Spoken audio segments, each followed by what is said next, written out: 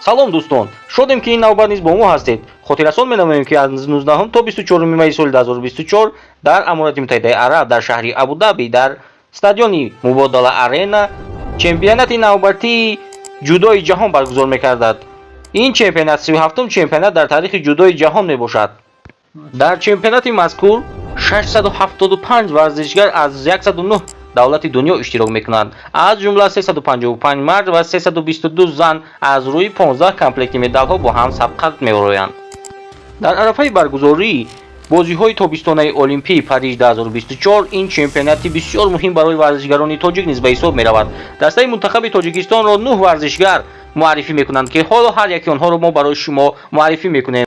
пеш аз шурӯъ намудани мо шумо ба канал обуна шудану гузоштани лайкро фаромӯш намесозед. рафтем. дар вазни то 60 кг Муҳаммадсолеҳ Қувватов,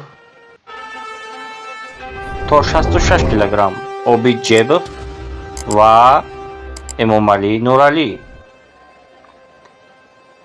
дар вазни то 73 кг Беҳрӯзи Хоҷазода,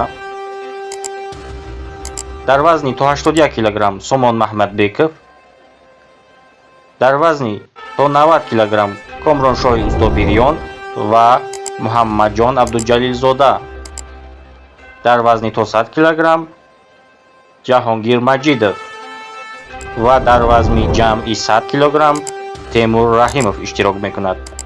мутаассифона ин навбат низ дар чемпионати ҷудои ҷаҳон аз занон ягон нафар аз Тоҷикистон иштирок намекунанд.